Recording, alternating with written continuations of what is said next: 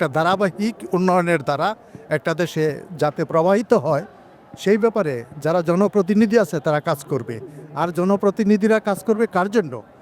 এই খেটে খাওয়া মানুষের জন্য, আপন মানুষের জন্য।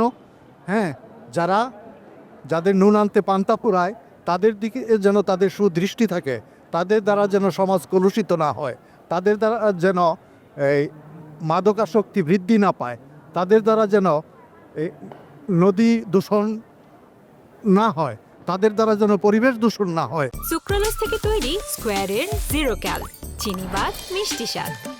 আসলে আমাদের এই দেশে এখনও যে প্রান্তিক জনগোষ্ঠী যারা আছে তারা, সেটা 20 বা 30% মানুষ হবে, যে তারা এখনও বোঝে না যে আসলে কাকে দিলে আমরা এই দেশটা সুন্দর করতে পারবো।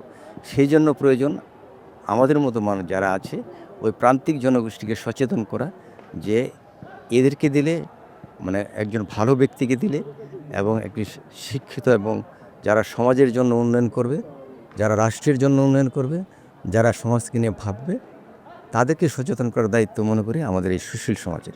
নতুন বাংলাদেশে মানুষ এখন অনেকটাই সচেতন। তারা যোগ্য নাগরিক হিসেবে তাদের ভোটাধিকার সঠিক পাত্রে প্রয়োগ করবে বলে আমার দৃঢ় বিশ্বাস। এবং এই ক্ষেত্রে তারা দলের পাশাপাশি ব্যক্তির নৈতিক মূল্যবোধ যাচাই করবেন এবং যারা নীতি নৈতিকভাবে জনগণের সাথে কমিটমেন্ট করবেন, এই কমিটমেন্টে এই প্রার্থীর দ্বারা সম্ভব কিনা আমার মনে হয় জনগণ তা জেনে বুঝে শুনেই সঠিক যোগ্য প্রার্থীকে নির্বাচন করবে বলে আমার দৃঢ় বিশ্বাস।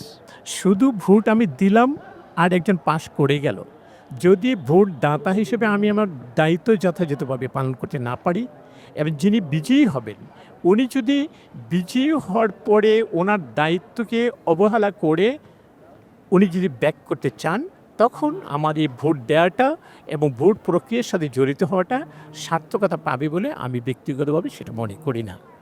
আর যদি উভয়ে আমরা দায়িত্ব পালন করতে পারি, ঠিক তখনই একটা সুজলা সুফলা বাংলাদেশ, একটা নিয়মতান্ত্রিক বাংলাদেশ এবং গণতান্ত্রিক বাংলাদেশ আমরা পাবো বলে আমি ব্যক্তিগতভাবে বিশ্বাস করি।